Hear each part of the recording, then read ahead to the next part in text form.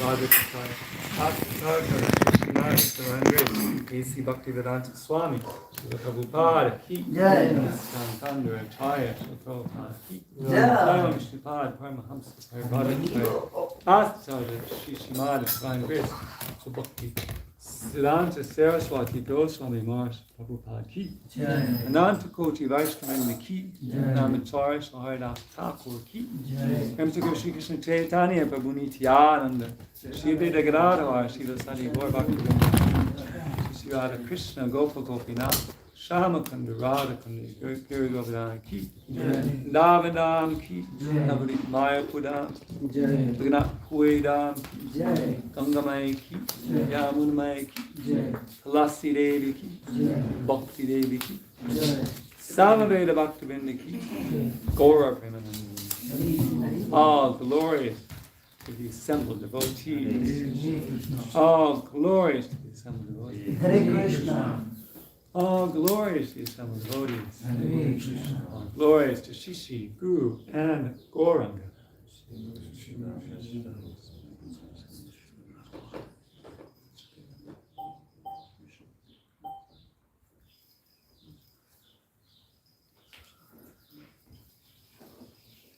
So does anybody know exactly which verse we're on? Because there's two verses. 9:4:64.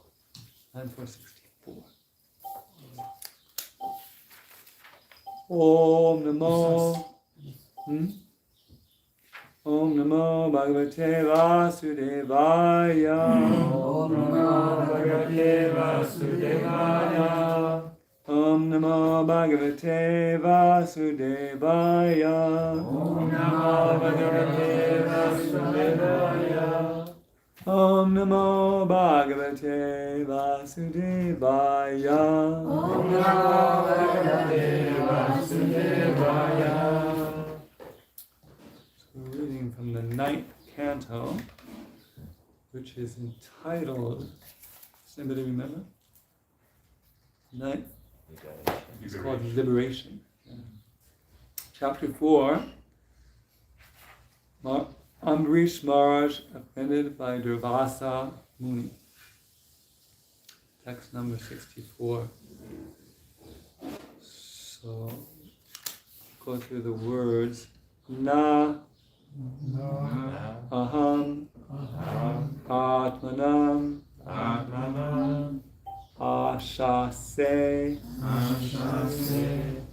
matbhaktai, sadhubihi, ina, shriyam, shat, atyantikim, brahman,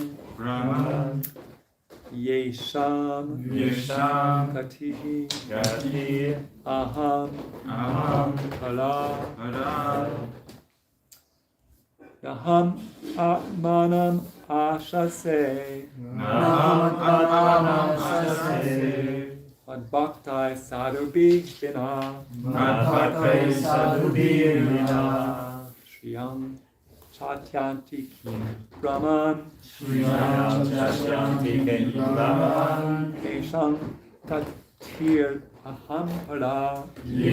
katir aham pala. Aham atmanam ashase. Bhaktai sadhubir vina. Shriyam chatyanti kim brahman. Esham gatir aham para. Aham atmanam ashase. Bhaktai sadhubir vina. Shriyam chatyanti kim brahman.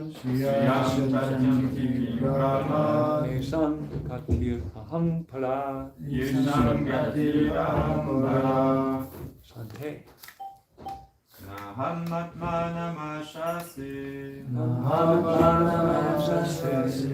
Madbhaktai sadhubir vina. Bhaktai sadhubir vina. Shriyam satyanti kim brahman. Satyanti kim brahman. Yesham gatiraham para. Samgatiraham para.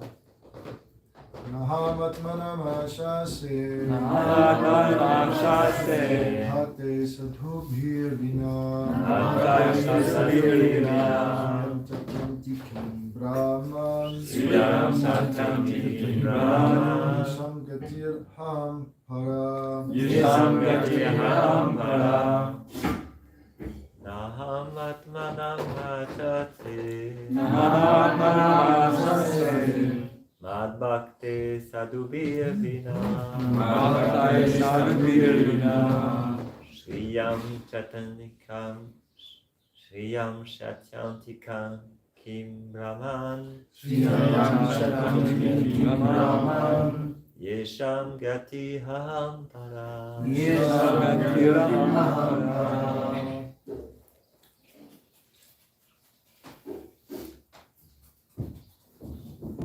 Ladies, you want to chat?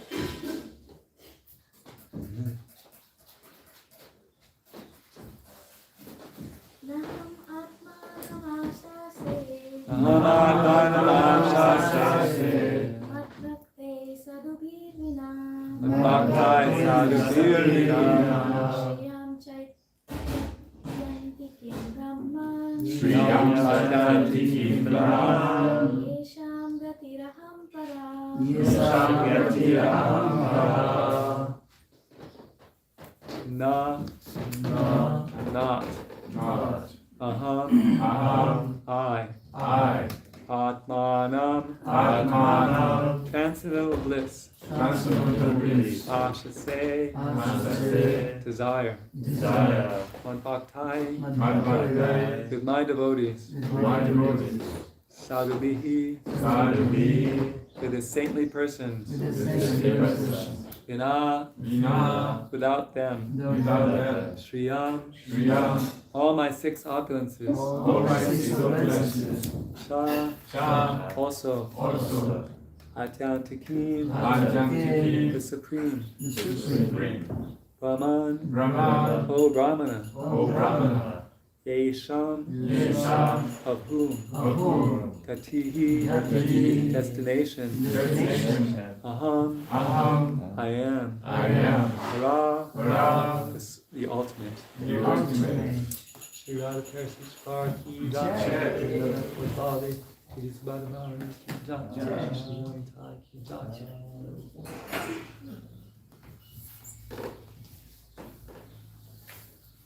Translation.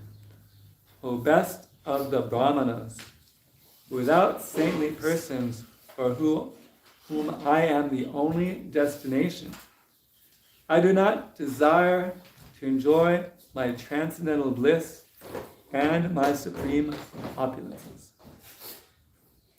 Please repeat. O best of the Brahmanas, O best of the Brahmanas without saintly persons without saintly persons for whom I am the only destination, for whom I am the only destination. I do not desire to enjoy I do not desire to enjoy my transcendental bliss my transcendental bliss and supreme opulences. and my supreme opulences. So this is a conversation between Lord Vishnu and Durvasa Muni. So Lord Vishnu is speaking to Durvasa here, revealing how important the devotees are to him. Report by His Divine Grace, A.C. Bhaktivedanta Swami, Srila Prabhupada. The Supreme Personality of Godhead is self-sufficient, but to enjoy His transcendental bliss, He requires the cooperation of His devotees. In Vrindavan, for example, although Lord Krishna is full in himself, He wants the cooperation of His devotees, like the cowherd boys and the gopis, to increase His transcendental bliss. Such pure devotees who can increase the pleasure potency of the Supreme Personality of Godhead are certainly most dear to Him. Not only does the Supreme Personality of Godhead enjoy the company of His devotees, but because He is unlimited, He wants to increase His devotees unlimitedly. Thus he descends to the material world to induce non-devotees and rebellious living entities to return home back to Godhead. He requests them to surrender unto him because, unlimited as he is, he wants to increase his devotees unlimitedly. The Krishna Consciousness movement is an attempt to increase the number of pure devotees of the Supreme Lord more and more. It is certain that a devotee who helps in this endeavor to satisfy the Supreme Personality of Godhead becomes indirectly a controller of the Supreme Lord. Although the Supreme Lord is full in 6 opulences, he does not feel transcendental bliss without his devotees. An example that may be cited in this regard is that if a very rich man does not have any sons in a family, he does not feel happiness. Indeed, sometimes a rich man adopts a son to complete his happiness. The science of transcendental bliss is known to the pure devotee. Therefore, the pure devotee is always engaged in increasing the transcendental happiness of the Lord.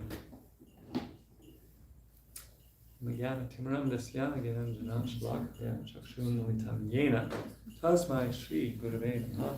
Namo Vishnu Padaya Krishna Prasthaya Gurule Shri Bhakti Swami Namaste Saraswati Devi Gauravani Pachayani Nirvasesha Srinivadi Pastata Adeshtam Jaya Shri Krishna Chaitanya Nityananda Shri Advaita Gadadhara Shri Sandhya Hare Krishna Krishna Krishna Hare Hare Hare Rama Rama Rama Hare Hare.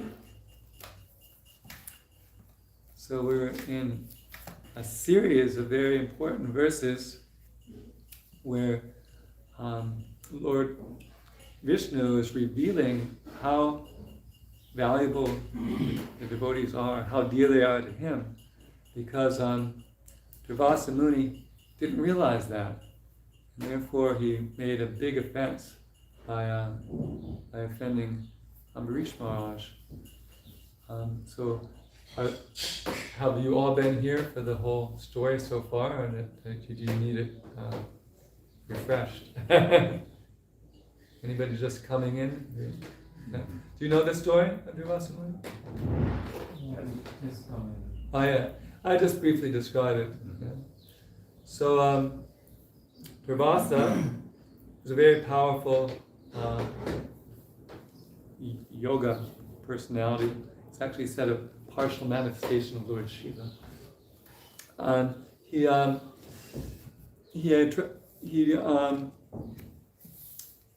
has many disciples and followers, and he was visiting this king, Maharaj Ambarish, who happened to be a great devotee of the Lord.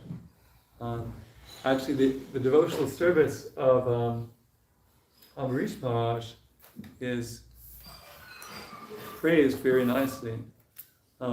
There's different devotees who are famous for different attaining perfection in different items of devotional service. For example, Parikshit Maharaj is famous for hearing Srimad Bhagavatam, and Shukadeva Goswami is famous for speaking Srimad Bhagavatam, and Prahlad Maharaj is famous for remembering the Lord, and Prithu Maharaj is famous for worshipping the Lord, and Lakshmi is famous for massaging the lotus feet of the Lord, and Hanuman is famous for serving the Lord, and Arjuna is famous for being the friend of the Lord, and Bali Maharaj is famous for surrendering everything to the Lord.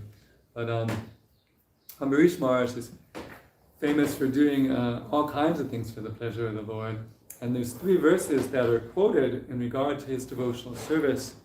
And they're actually quoted in the Bhagavad Gita also, in the purport to 261.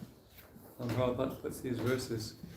Savaimana Krishna Padar Vindaya Vachang Shiva Kunta Gunarnavarnane Karohara Mandira Mardir Chanari Shushitim Chakari Archita Satkatoriye Kundalingali Darshane Rishod Britya Gachas Parshenga Sangamam Gunam Tat Pada Saroja Sorabe Shimatalasya Rasanam Tadarpite Pada Hare Kshetra Padanu Sarpane Shiro Rishikesha Padabhi Vandane kamam tadasena tu kama kamyaya itotima shloka janashrayamati.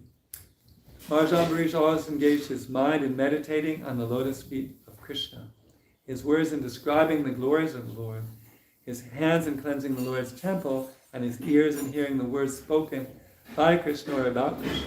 He engaged his eyes in seeing the deity of Krishna, Krishna's temples and Krishna's places like Mathura and Vrindavan. He engaged his sense of touch in touching the bodies of the Lord's devotees. He engaged his sense of smell in smelling the fragrance of the tulsi offered to the Lord. And he engaged his tongue in tasting the Lord's prasad.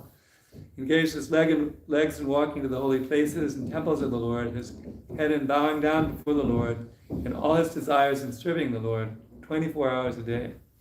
Indeed, Maharaj Ambarish never desired anything for his own sense gratification. He engaged all his senses in devotional service, various engagements related to the Lord. This is the way to increase attachment for the Lord and become completely free from all material desires.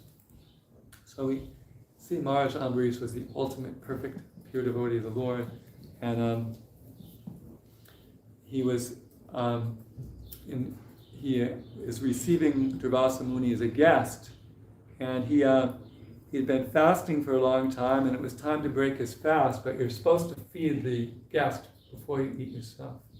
So he consulted with the brahmanas, and they said, well, you can take some water, and that counts like breaking the fast and not breaking the fast. So he took some water, but the Durvasa Muni, by his mystic power, could understand that Ambarish Maharaj took some water, and he felt very offended. And so offended that he created this fire-breathing demon, practically, who started advancing toward Ambarish Maharaj. And Ambarish Maharaj was so elevated, it wasn't like he was having to pray to Krishna for protection. He was so convinced of the protection of the Lord, he was actually completely fearless, which is very amazing. But that's the position of a pure devotee. Actually, in listing the divine qualities in chapter 16 of Bhagavad Gita, the first one, Krishna lists is abhaya, fearlessness. And Srila Prabhupada was famous for being named Abhay, and later by his guru Abhay Charanaravinda, because he was completely fearless. I mean, who would come alone to the West at the age, in his late 60s, to spread Krishna consciousness without any support financially or without any other devotees, without any contacts here? He was fearless. So to protect Durvasa from protect Ambarish from the wrath of Durvasa's fire-breathing demoniac creation, Lord Vishnu sent forth his Sudarshan chakra, and to actually destroy the demon and also to chastise Durvasa. So wherever Durvasa went, he was chased by the Sudarshan chakra. So he went all over the universe. He tried to get protection from Brahma, Vishnu, and Brahma, Shiva, and finally Lord Vishnu. And Lord Vishnu is explaining how that he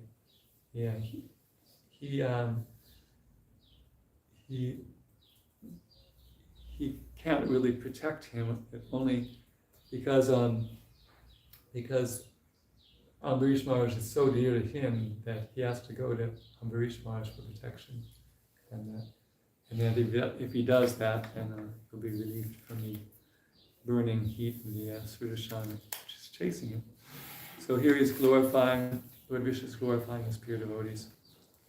And Srila Prabhupada is always reminding us actually that the devotees are very dear to the Lord.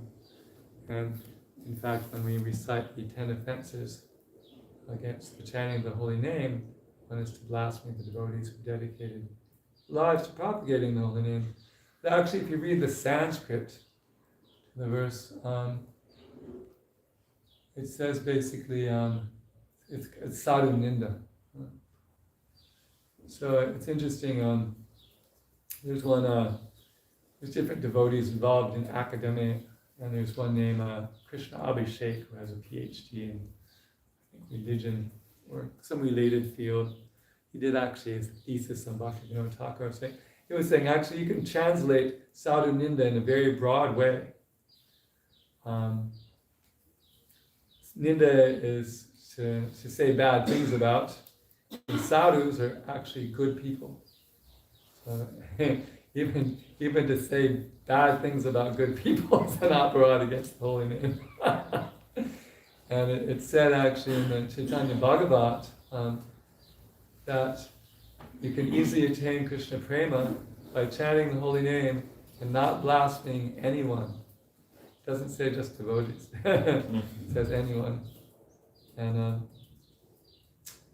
in the Leela of Dhruva Maharaj, Dhruva was just a small boy who was a prince, and his father had 2 wives, and his mother wasn't the most favored wife. So the son of the most favorite wife was sitting on the lap of the king, and he also, Dhruva, wanted to get on the king's lap. His stepmother's mother said that he wasn't qualified. He'd have to take birth again through her womb in order to be qualified. So he was insulted by the... this was before he became a devotee. When he was feeling upset about it, not worthy, not being accepted as a worthy son of the king, and he went to his mother, and his mother said, "Only the personality of Godhead can help you." So then he went to the forest and met Narada and became a great devotee. But this was before he was offended, right, by this stepmother before he became a devotee, but she had to die untimely because she offended a devotee of the Lord even before he started searching for Krishna consciousness. So it's not like sadhu-ninda only means you can't offend initiated devotees, but you can't offend bhakta so-and-so. You actually can't offend the person who's going to buy a book from you today because he could become a great devotee. So, at any rate, the devotees are very, very dear to the Lord, and basically we all enjoy through relationships with other people. I do Harinam in public every day, and I look at the people going by to see if anyone's attracted by the chatting, and I see the only people who look happy are the people who are talking with a friend, either in person or on the phone. Everyone else doesn't look particularly happy, but because they're enjoying this rasa with their friend, they're experiencing some little happiness. So generally we enjoy through relationships with other people. I also appreciated that yesterday because I did Harinam by myself yesterday for 3 hours, and I always appreciate it. Even when I have one other person, it's many, many times better to do Harinam with 2 people than to do Harinam with 1 people, because there's a relationship and you can take turns playing the different instruments, you can take turns singing, so there's just more things you can do if you have more people. And so Krishna's pastimes are like that. The more people he has participating, the more he can enjoy in different ways. So he has so many gopis and so many cowherd boys. And I was at a Radha-Parisisvara festival in Mayapur one time, and Jananivas, he was giving the lecture, and he was saying that each one of the gopis has some special quality that endears her to Lord Krishna. All the millions, however many there are of gopis, each have one special, and then he was, because he was glorifying Radharani, he was saying that Radharani can manifest them all. So every soul actually has some special gift to offer to Krishna, and we actually have this love of Krishna, this relationship with Krishna. It's already there within the heart. In a class in New York recently, somebody was quoting verse Nitya Siddha Krishna Prema Sadhya Kavunai Shavanani Shrichete Karye Udai, which says, it's in the Chaitanya Charitamrita, and it says that the love of God is eternally established in the heart. It's not something to be gained from outside source. Shravanadi, when one engages in devotional service, beginning with hearing. Shrichete, one's consciousness is purified. And Karye Udai, this love which is already there, becomes manifest. So we already have love of God, we already have a relationship with God, we already have a rasa with God. Actually, there's two words, there's rasa and rasa. You know? The rasa is a taste, and these different relationships are also called rasas. And rasa is a dance. So the gopis' rasa dance is part of their conjugal rasa. So the dance has a long A, rasa, and the relationship or the taste has a short A, rasa. So don't get them mixed up. At any rate, Krishna is enjoying these different rasas with these different devotees, and every individual soul is an expansion of Krishna's marginal potency, and we all have some relationship with him. And Krishna knows that the thing that's most satisfying for every soul is to be resituated in their eternal rasa with him. And therefore, that's his desire. He wants us to renovate our rasa so we can enjoy pastimes of love with him.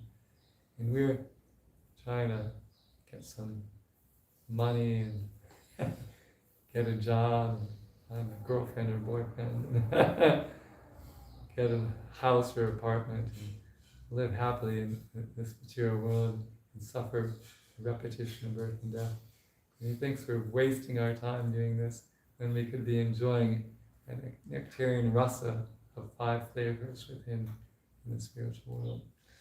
So he comes here, and especially in the form of Sri Chaitanya Mahaprabhu, is very enthusiastic to distribute Krishna consciousness, and in fact the highest rasas that are found in Vrindavan with the most degraded personalities in the material world. He doesn't consider a person's previous qualifications or disqualifications. He's called Krishna Prema Pradaya. He's giving Krishna Prema to everyone.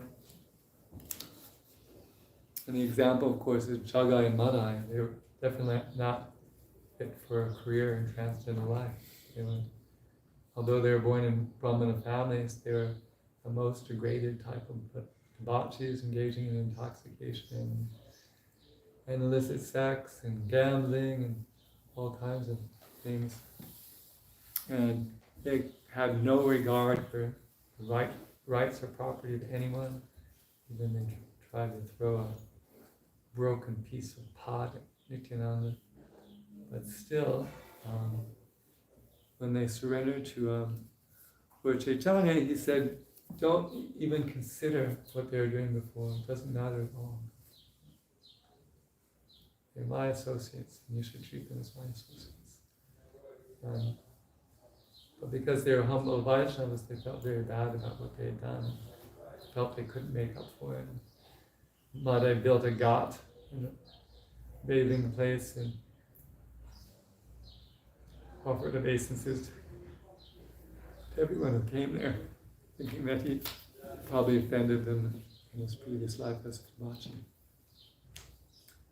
So actually the desire of the Lord is every single soul becomes resituated in his devotional service.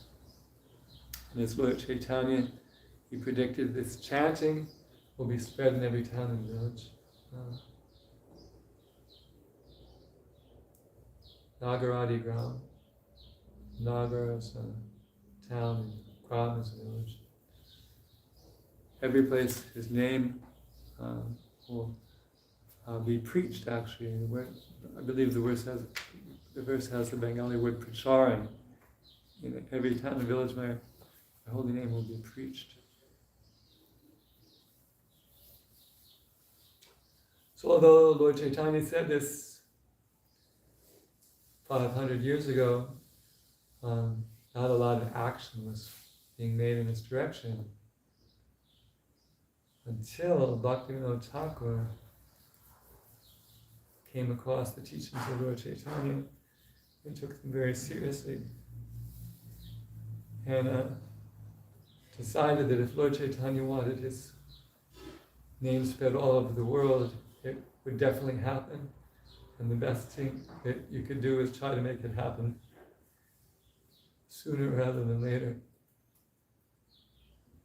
So he was very enthusiastic. He would sleep from 7:30 to 10, and then he would get up and write books about Lord Chaitanya for 6 hours. And then take a nap at some point, chant some japa and do some reading, then go to work for 6 hours to maintain his large family.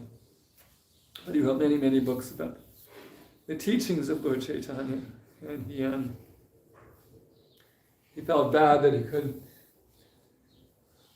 single-handedly spread Lord Chaitanya's message all over the world, so he prayed for his son. And the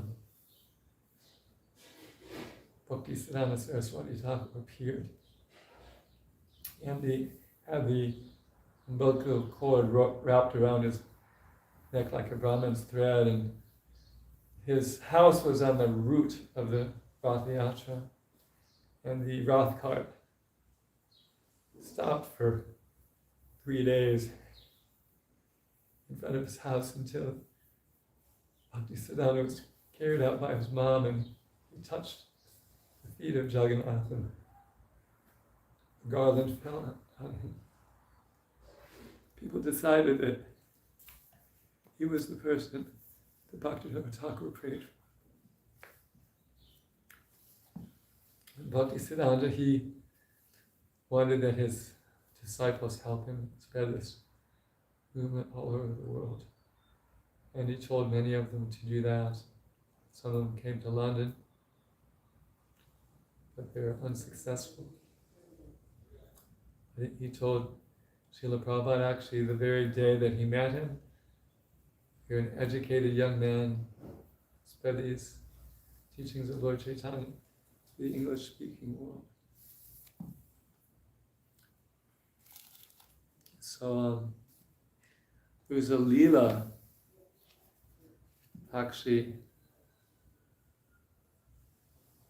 There was this devotee, this Babaji disciple of Bhakti Siddhanta Saraswati Thakur, named Krishna Das Babaji Maharaj. And he was talking with Ban Maharaj, who was one of the devotees who went to London, and he was saying to him, so when Bhaktivedanta Swami, he went to the West, and you went to the West, and he was very, very successful, and you weren't so successful. How is this? You were both advanced devotees of the Lord, you were both blessed by Bhakti Siddhanta, you were both learned in the Shastra, and you both were determined to execute the order. And I don't think Ban Maharaj was able to come up with the answer, but he answered it himself because of his faith in the holy name. Because Bhaktivedanta Swami had faith in the holy name, he was successful. And then he also tells another story. Krishna Das Babaji Maharaj, he was at the sannyas initiation of Srila Prabhupada. And all he would do, because he took Babaji initiation, his whole program was to chant Hare Krishna. He was either chanting japa or he was chanting kirtan everywhere. So as they're setting up for the initiation, as they're chanting the mantras for the initiation, he was chanting Hare Krishna. And the Gujaris thought he was chanting too loud. And so they motioned for him to chant softer, which of course is a great offense. But at any rate, so then they went back to chanting their mantras, and Prabhupada looked over at him and went like this. So Bibi Govinda Swami tells this story that he heard directly from Krishna Das Babaji Maharaj.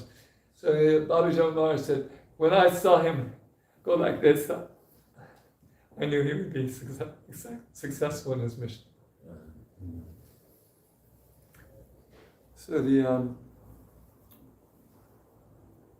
we're very fortunate that Srila Prabhupada brought these teachings of Lord Chaitanya, Gauravani, to the West, Pracharini, and so that we can all revive our eternal rasa with Krishna and enjoy pastimes of love with Him as He wants.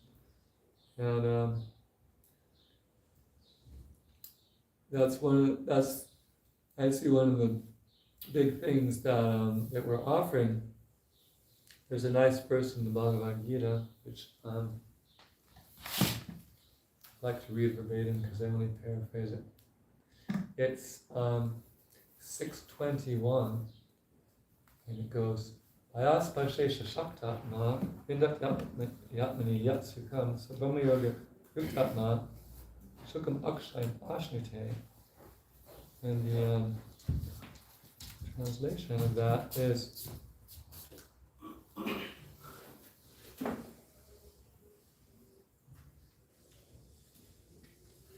such a liberated person is not attracted to material sense pleasure, but is always entranced, enjoying the pleasure within. In this way, the self-realized person enjoys unlimited happiness, where he concentrates on the Supreme. So everybody actually wants to enjoy unlimited happiness. Everyone is trying to enjoy unlimited happiness by so many means, by taking drugs, by engaging in illicit sex, by going to the park, by eating amazing food, by playing music. Everyone has some strategy for enjoying it. But nobody is actually enjoying unlimited happiness. Everybody in the material world, from the lowest to the highest, is enjoying a mixture of happiness and distress. Those who are more impious, they enjoy more distress. Those who are more pious enjoy happiness. But nobody in this material world gets anything more than a mixture of happiness and distress. But there is a spiritual plane. There's a spiritual. We're considered the marginal energy. We're tatashta shakti. The Bengali word tata means bank, like the bank of a river. So the bank of the river, sometimes the water is high, sometimes it's low. Yeah? So it's a marginal position. Sometimes it's above water, sometimes it's below water. So we're in a marginal position. Sometimes we're under the material energy, sometimes we're under the spiritual energy. But in the material world, everyone, except for a few liberated souls, they're all under the material energy, and therefore, although they want to enjoy unlimited happiness, they're only allowed to enjoy a mixture of happiness and distress. The Lord Krishna in Bhagavad Gita is giving us another paradigm for attaining happiness. The standard paradigm for attaining happiness in the material world is sense gratification. Happiness in the mode of passions. It's described by this nice verse in Bhagavad Gita, I think it's 1838. Vishayendriya samyogad, that happiness which is derived by contact between the senses and their objects. Yat tat agri mritopamam, which is just like nectar in the beginning. Harname vishamyava, but like poison in the end. Tatsukam raja samsritam is known as happiness in the mode of passion. So everyone, they have this misconception that by increasing their sense gratification, they're increasing their happiness. But actually, according to Bhagavad Gita, the result of acting in the mode of passion is not happiness, but misery. The result of acting in the mode of goodness is happiness.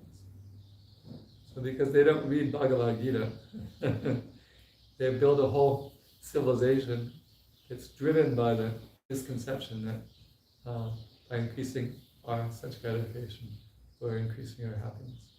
When in reality, they're increasing our misery. But Krishna is teaching another paradigm to attain happiness.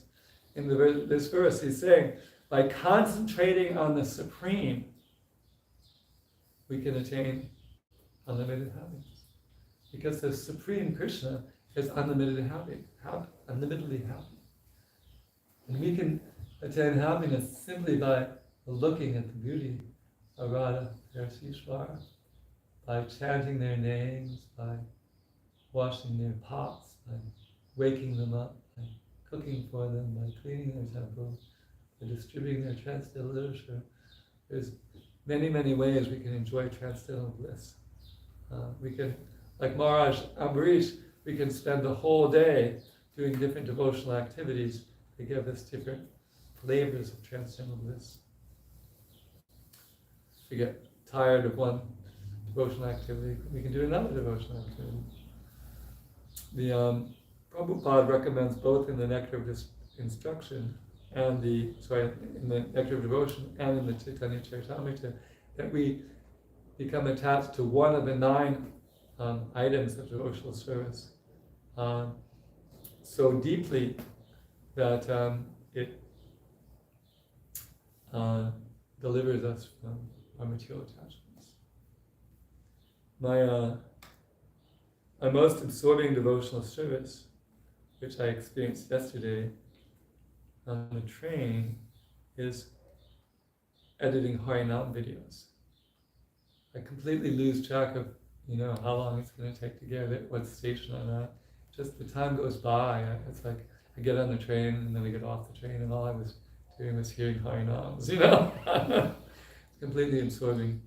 And for some people it's deity worship. They can just completely absorb themselves in how to begin to decorate the deity.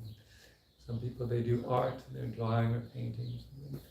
Some people do writing, like my Guru Maharaj. My Guru Maharaj, he wrote a book called Every Day Just Right. Every day he has a writing session and writes. Actually, a lot of people take days off, but my Guru doesn't take days off.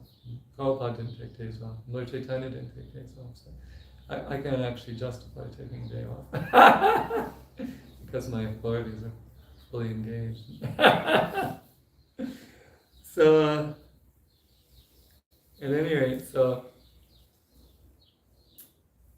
we have this great knowledge that people are unaware of. There exists unlimited happiness, that anyone can attain it without any previous qualification, just by engaging in devotional service, by taking prasadam, by chanting Hare Krishna. We can actually enter into unlimited spiritual happiness. It just requires utsaha, enthusiasm, to apply ourselves to these different devotional activities. And Krishna will reciprocate. And therefore, one of our strategies for preaching Krishna consciousness is to engage people in devotional service. So like on Harinam, we engage in dancing, playing the instruments, we engage in chanting the mantra sometimes. Because we know if people engage in devotional service, Krishna will reciprocate with them and they'll get a higher taste. Because Krishna is equal to everyone. Anyone who engages in devotional service, he gives them some higher experience, some higher realization. So, Krishna loves enjoying pastimes with his devotees. He wants everyone to become a devotee. And the people who are most dear to him who are making arrangements for everyone to become a devotee. And we can try to be one of those people, and that's too much. We can try to serve those people, because there's many people in ISKCON are very enthusiastically distributing Krishna consciousness, and we can glorify such people and we can serve such people, and then we will attain their platform very soon. So I'm sorry to continue so long. There's many nice verses that one could meditate on that are relevant. Mm-hmm. So there's 1 minute left for questions. Anybody have any questions? Last final minute. Yes? Yes. had two questions, so I have to choose. Yeah, You can see and give them both. Both. they're connected somehow. We saw in the example of The kirtan did go over by at least 6.5 minutes, by the way. Mm. Out of my humility, I didn't stop the person from leaving, but so I'm so happy to hear somebody sing besides myself. It's because we have a broken clock. I don't have a broken It's glass. very early. We have time.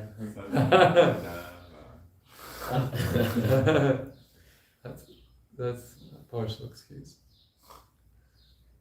It's good to have a watch because, especially if we do puja work, so we can all be on time. Even though I don't have a lot of money, these only cost $10. You know, they're waterproof. You can wear them in the shower. You don't even have to take them off. Yeah. So continue. So we have at least 6 minutes. Ambarish Maharaj was performing the 9 devotional services, and my question is connected with trying to understand what is favorable for us doing this or that anga devotional service, focusing on one or doing several ones, because our mind can get bored sometimes and we want something new, to try something new, but how to understand if it's favorable for us or not to do several angas or one anga? Yeah, I think you answered it yourself. If the idea is to keep your mind completely absorbed. So if you can completely absorb your mind in one anga, that's good enough. Like I was saying about editing the Harinam videos, my mind is completely absorbed. You know, so many things happen on the train. Most of the stops I didn't notice. I noticed like half the stops. The other half happened. You know, so many things. So it's like very absorbing. But if you get tired of one, and then you can immediately absorb your mind in another, and then you can immediately absorb your mind in a third, if that's the only way you can control your mind, it's all right. But of course, we all always work under authorities, so we try to, the best thing to do is the service that our authority gave us, and try to absorb our mind in that. But if it turns out that we can't absorb our mind in what our authority gave us, we can consult with him about changing our service or adding some variegatedness to our service. So that, because the goal is to have a mind completely absorbed in Krishna. That's said different places, of course. The most famous verse is the Smarta Vyasatatam Vishnu Ismartavina Charichit Sarvavida Shadam Shurvaita Yoriva Kinkaram. One should always remember Lord Krishna. One should not forget him at any time. All the other prescriptions and prohibitions are certainly only maidservants to these two principles. So everything we're doing is trying to bring us to a state of always remembering Krishna. Okay? That was both the one. This was one. Okay. Connected It's very the close to this one. Is I think there is a kind of conflict of interests in one side being absorbed in one anga, and on the other side sharing Krishna consciousness with others, because you might be absorbed, reaching some absorption in your service, but it might not be helpful to spread the message of Godhead, right? So how to find the balance in that? Because our mission is to bring people to Krishna consciousness, and if we are absorbed ourselves, is it compatible? Well, of course, the best thing is hardly not mistaken. Yes. Because it's both at once. And like yesterday, because it's challenging, I was thinking while I was out there that of all the places I chant by myself, the least favorite place to chant by myself is Paris. For one thing, I don't know the language, so then there's challenges like with the authorities, if the police stop me, and then there's trying to explain things to people, and then just because it's a big city, there's so many crazy things going on, so I was thinking, so how was I going to survive out there for 3 hours? I decided to practice chanting attentively. Because we're supposed to chant our japa attentively. We can also practice chanting kirtan attentively. And a friend of mine invited me on 3 12-hour Harinams. And during the last few hours, your mind can get a little bit, So the secret is to bring your mind back to the holy name. Because if your mind is focused on the holy name, the time just goes by and you don't notice it. So that's what happens. So if your service can be Harinam Sankirtan or Transcendental Book Distribution, but the book distribution, if you actually explain what the books are about, and you sell them, which some people do, then you're actually hearing and chanting about Krishna. But even if you can't, the Lord Chaitanya gave everyone a quota of preaching. It's described that Haridas and Nityananda, they went out and preached together, but they all had their quota of preaching, and they came back and they reported to Lord Chaitanya. So Srila Prabhupada said that everyone in the temple should go out for at least an hour in Sankirtan every day. That was back when Sankirtan was chanting the holy names. But they really are non-different and they're meant to be done together. So at least you should try to do that. And sometimes there's, like, some people have services they're like completely absorbed in during the week. So they would do it on the weekend. They do 7 hours on Saturday. They would have the Saturday marathons where everyone would go out for 7 hours. Yeah.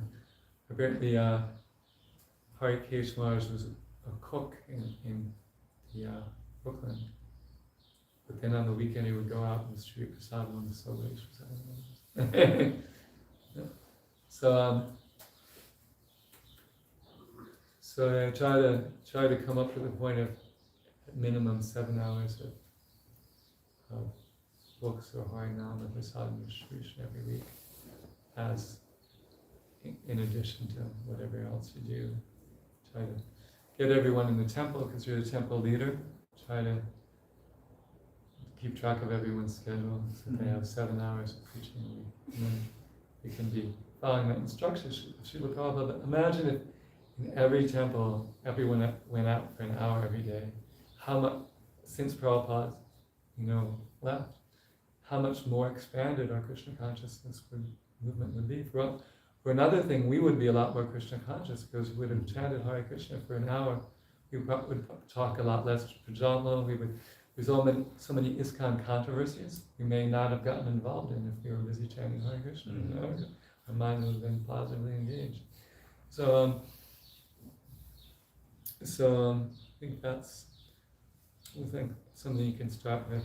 And that instruction from Prabhupada to go out for an hour a day. And if you can't do an hour a day, then try to arrange 7 hours a week or 30 hours a month or 365 hours a year or something. Try and fit it in your life as your quota, and then absorb your mind in whatever other devotional services that maybe you like to read, or you like to chant, or you like to do deity, or whatever. And then, of course, there's an energy. The art is to see that everyone's engaged in the way they like, and also that all the services are covered. Mm-hmm. So I personally feel that if there's services that no one likes, that you just have to divide them up. That everyone has to do a little bit every day or every week or every month, so that they get done and nobody's overburdened. Not that you give the new guy the services that nobody else wants to do, so it burns out or something, There's different strategies, but we try to give people, there's a letter where Prabhupada writes to Bhavananda Prabhu that praising him for engaging people according to their propensity, basically. Because then everyone's happy doing something for Krishna, and management is much easier. Yeah. Like, apparently it was a sign to wake up the deities, But because it's not my favorite service, like, when I got here, if I loved Pujari work, I would have asked, did you put me on the schedule? But I never asked, because it's not my favorite thing. They didn't put me on the schedule in New York, so because they didn't put me on the schedule here. But nobody had to ask me about going on Harinam. Right? Nobody wanted to go on Harinam. But I went on Harinam anyway because I have a taste for Harinam. So find something you have a taste for, and to try to do an hour of outreach every day or 7 hours a week. And thank you for kindly listening to this attempt at a class on this important verse about the importance of devotees. Divine Grace A.C. Bhaktivedanta Swami Srila Prabhupada Ki Jai. Srimad Bhagavatam Ki Jai. Bhagavad Prasad Seva Ki.